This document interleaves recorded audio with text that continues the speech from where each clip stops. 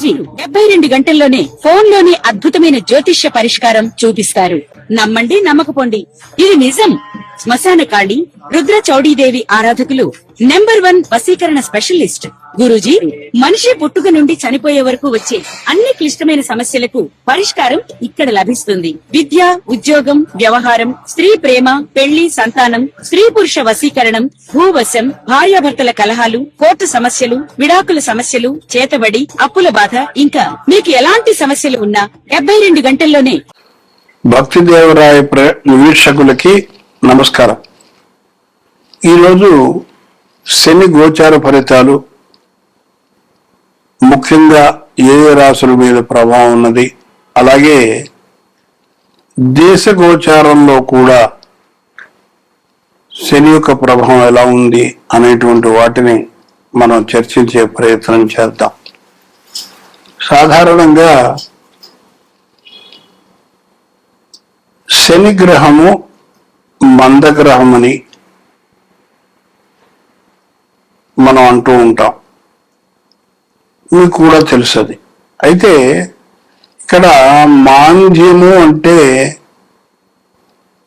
మందగించడము అని అర్థం. అంటే ఇంకొక విధంగా మనం కాలపురుషాంగాల్లో చూసుకున్నట్టయితే,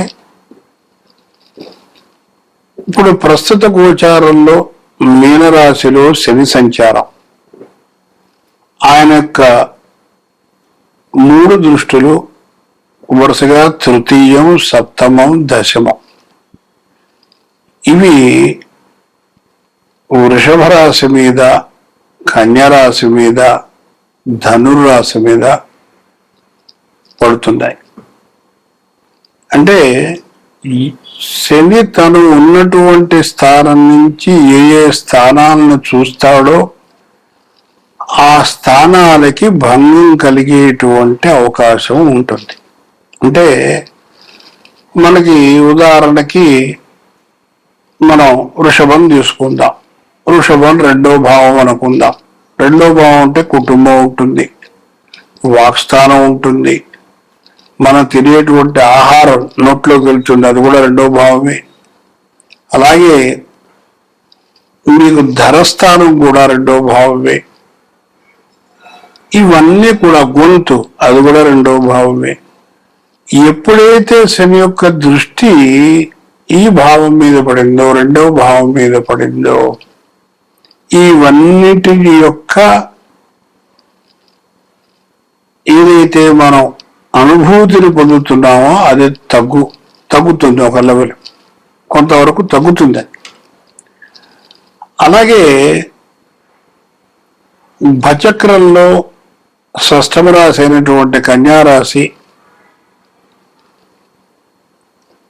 దీని మీద శని యొక్క దృష్టి ఉన్నప్పుడు మనం ఏ ఆహారాన్నైతే తీసుకోకూడదో, ఏ ఆహారం తీసుకుంటే మనకి బుద్ధి మందగించి పనిలో కూడా అలసత్వం వస్తుందో, అలాంటి రాశి అయినటువంటి కన్యరాశి మీద శని దృష్టి ఉండడం అంటే జీర్ణ ప్రక్రియ తగ్గిపోతుంది. ఉదాహరణకి చాలా సింపుల్ ఎగ్జాంపుల్ చెప్తాను. ఏమిటంటే, మనం మామూలుగా ఆంధ్ర ప్రాంతం కానీ తెలంగాణ ప్రాంతం కానీ మామూలు బియ్యం తీసుకుంటాం మనం. కానీ మీరు అటు ఉత్తరాది అంటే నార్దర్న్ ఇండియా కనుక వెళ్ళినట్లయితే బాసుమతి రైసే వాడతారు. మన హోటల్లో వెళ్తే సాధారణంగా సగం వండినటువంటి బియ్యాన్నే మనకు వడ్డిస్తారు. ఇప్పుడు నార్దర్న్ ఇండియాలోకి వెళ్ళినప్పుడు ఈ బాసుమతి రైసు సగం ఉడికి సగం ఉడక్క, అది తిన్నప్పుడు ఆటోమేటిక్ గా మీకు హెల్త్ చెడిపోతుంది. ఏమిటి? జీర్ణ ప్రక్రియ మందగిస్తుంది. అక్కడ మాంద్యుడి యొక్క శని యొక్క ప్రభావం కనబడుతుంది. సో ఈ విధంగా ధనుర్రాశి అంటే ధనస్సు అంటే నడుము వెనక భాగం, నడుము కింది భాగం, పిరుదులు, ఆ భాగం అంతా కూడా శని యొక్క దృష్టి. అంటే ఎవరికైతే షష్టమ భావానికి శని యొక్క సంబంధం ఉందో వీటికి సంబంధించినటువంటి రుగ్మతలు వస్తాయి అని చెప్పి మన శాస్త్రం చెప్తోంది. ఇప్పుడు ఇందాక మనం మాట్లాడుకున్న ఏళ్ళనాటి శని, దాని గోచారము, దాని ఫలితాలు అనేటువంటిది ప్రప్రథమంగా ఈ ఏళ్ళనాటి శని యొక్క ప్రభావంలో ఉన్నటువంటి రాశులు కుంభం, మీనం, మేషం. మొన్న మధ్యనే శని కుంభాన్ని వదిలి మీనంలోకి వెళ్ళాడు. కుంభంలో ఉన్నంతసేపు కుంభరాశి వాళ్ళకి విపరీతమైనటువంటి ఆరోగ్య సమస్యలు, నడువుకు సంబంధించినటువంటి సమస్యలు, యూటరస్ కానీ లేకపోతే లేడీస్కి సంబంధించినటువంటి సమస్యలతో అనేక మంది బాధపడుతూ నాకు ఫోన్ చేసి దానికి పరిష్కార మార్గం అడగడం జరిగింది. అయితే ఇప్పుడు ప్రస్తుతం కుంభరాశిలోంచి మీనరాశిలోకి వచ్చి స్వనక్షత్రంలోనే ఉన్నాడంటే ఉత్తరాభాద్రంలోనే అతని యొక్క గోచారం జరుగుతూ ఉంది. కొద్ది కాలంలో ఆయనకి వక్రగతి వస్తుంది. ఈ వక్రగతి వచ్చినప్పుడు ఈ యొక్క పీడ విపరీతంగా ఉంటుంది. ఇది మీరు గుర్తుపెట్టుకోవాలి. అంటే మనం శని యొక్క పూజలు చేయొద్దని కానీ లేదా గోపురాలకి గుళ్ళకి వెళ్ళొద్దని కానీ నేను చెప్పరు, కానీ ఆరోగ్యం తస్మాత్ జాగ్రత్త. అంటే ఏదైతే ఆహారం తీసుకుంటే మీకు ఇబ్బంది కలుగుతుందో ఆ ఆహారాన్ని మాత్రం మీరు తగ్గించాలి అనేటువంటిది సూచన తప్పనిసరి.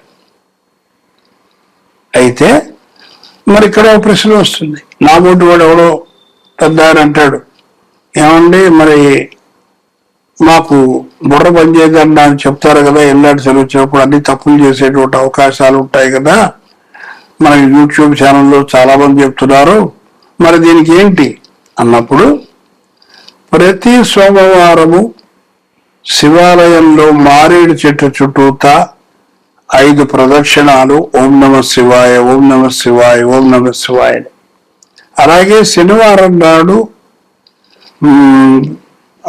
రావి చెట్టు చుట్టూతా ఆంజనేయ స్వామి గుడిలో జై వీరాంజనేయ వీరాంజనేయ అనుకుంటూ ప్రదక్షిణాలు 5 చేసినట్టయితే ఫస్ట్ ఒక మండలం రోజుల తర్వాత, అంటే మనస్సు మీకు కొంచెం కంట్రోల్లోకి, మండలం అంటే 40 రోజులు.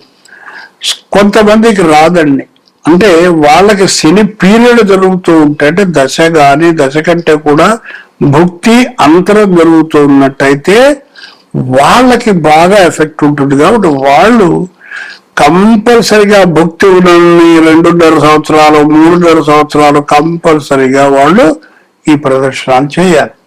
చేస్తే తప్పనిసరిగా మీకు రిలీఫ్ అనేటువంటిది కనబడుతుంది. ఇది స్వానుభవం. ఏదో పుస్తకాల్లో చదువు, గ్రంథాల్లో కాపీ కొట్టు చెప్పేది కాదు. ఇది 50 సంవత్సరాల అనుభవం మీ ముందరకు తీసుకొస్తున్నాను.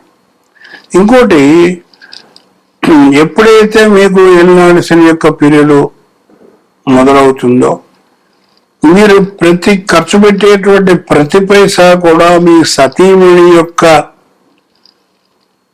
అండర్లోనే, అంటే ఆమె యొక్క కనుసైగలతోటే మీరు వెళ్ళడం మంచిది అని నా యొక్క అభిప్రాయం కూడా. లేకపోతే మీరు పల్టీ కొడతారు, ఉన్న డబ్బులన్నీ ఖాళీ. ఇది తథ్యం. కాబట్టి ఇది మీరు గుర్తుంచుకోవాలి. అలాగే ఆడవాళ్ళకి జరుగుతుంది అనుకోండి, అప్పుడు భర్త చెప్పినటువంటి విధంగా వెళ్ళు వినాలి.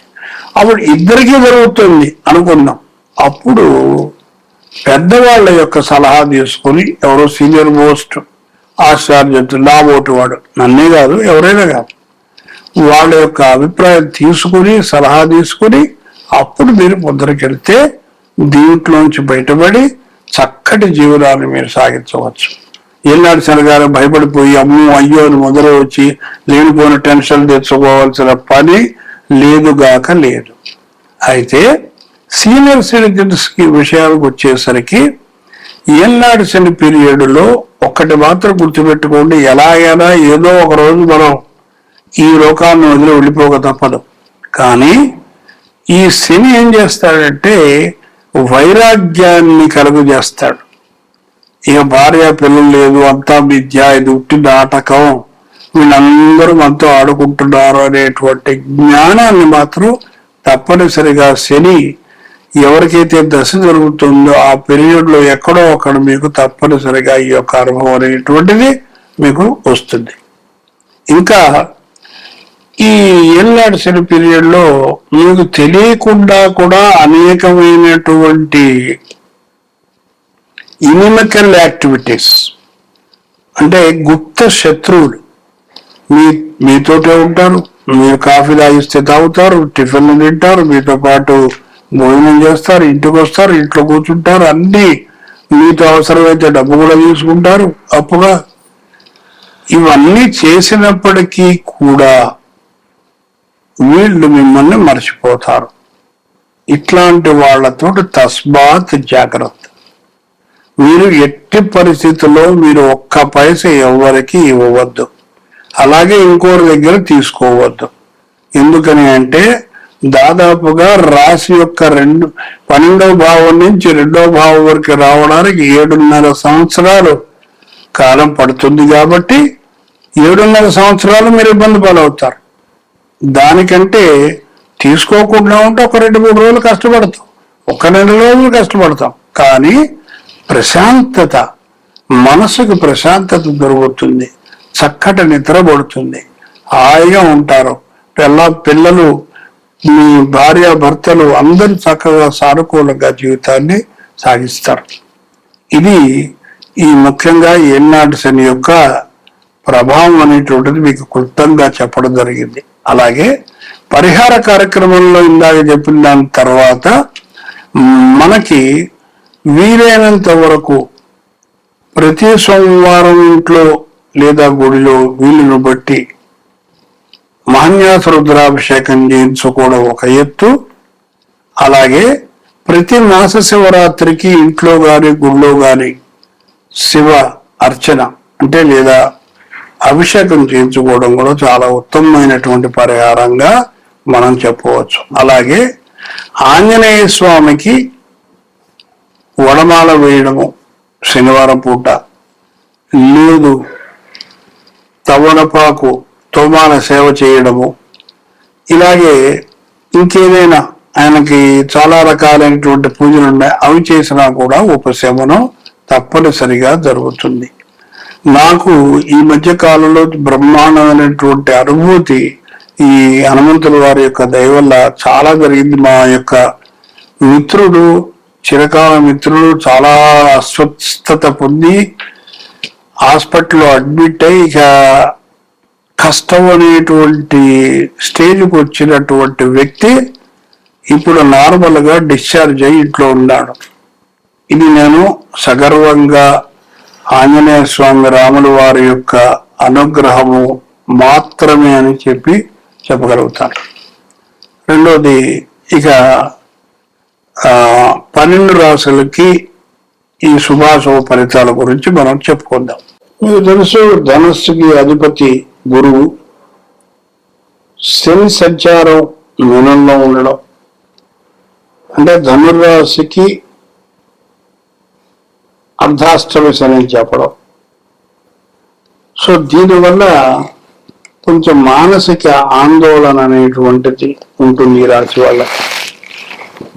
కాకపోతే గురువు యొక్క ఉచ్చ స్థితి అంటే ఉచ్చనే ఉద్దేశం కాదు ఇక్కడ. ఉచ్చ స్థితి అంటే మంచి పొజిషన్ వల్ల, రావుకేతులు తృతీయ నవమ స్థితి వల్ల అర్ధాష్టమ శని యొక్క ఇంపాక్ట్ ఏదైతే ఉందో అది అంతగా ఉండదు.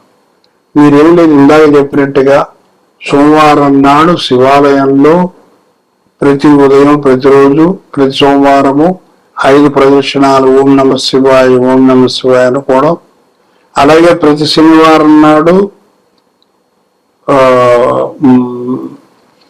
ఆంజనేయ స్వామి గుళ్ళో రావి చెట్టు చుట్టూతా జయ వీరాంజనేయ అని చెప్పి ప్రదక్షిణ చేయడం చాలా మంచి ఫలితాలను మీకు అందిస్తుంది. అలాగే మీకు పుణ్యక్షేత్ర దర్శనం కూడా ఉందండి.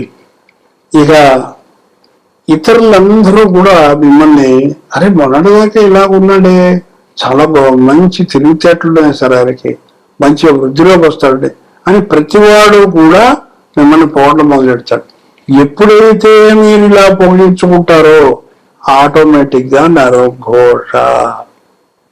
కాబట్టి ఎప్పుడైతే నరఘోష ఎలా తెలుస్తుంది, ఇంట్లో మీకు కొంచెం మిస్ట్యూన్స్ ఉంటాయి, కొంచెం ఇంట్లో మిస్అండర్స్టాండింగ్లు గొడవలు స్టార్ట్ అవుతాయి.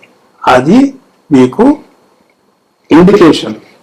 మీరు ఏం చేయాలి, ఇంట్లోంచి మీ మెయిన్ గుమ్మం ఏదైతే ఉందో ఆ గుమ్మం బయట బూడిద గుమ్మడికాయ బాగుందా లేదా చూడాలి. లేకపోయినట్టే వెంటనే తీసేసి బుధవారం నాడు ఉదయం దానికి పసుపు కుంకుమ పెట్టి 6 to 7 మధ్యలో మీరు మళ్ళా దాన్ని వేలాడతీయాలి. దీనివల్ల ఏంటంటే ఈ యొక్క దోషం అనేటువంటిది నివృత్తి అయిపోతుంది. అలాగే చిన్న చిన్న రుగ్మతలు వస్తాయి ఈ యొక్క శని యొక్క అర్ధాష్టమ శని వల్ల. కానీ గురువు యొక్క ఇంపాక్ట్ వల్ల, గురువు యొక్క ప్రభావం వల్ల ఇవన్నీ కూడా పక్కకి తప్పిపోతాయి. అలాగే ఉద్యోగంలో పనిచేసే వాళ్ళకి అన్ని విధాలా కూడా బాగుంటుంది, శ్రమకు తగ్గ ఫలితాలు ఉంటాయి.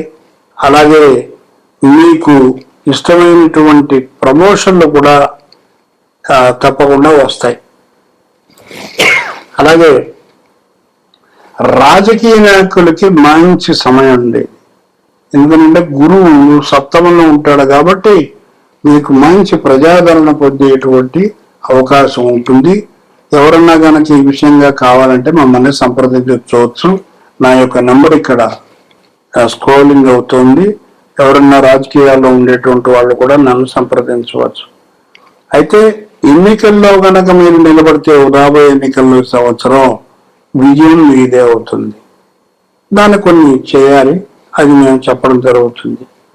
అలాగే పరిహార క్రియలు చెప్పినప్పుడు మంగళ శనివార నియమాలు, అలాగే శనికి తైలాభిషేకం,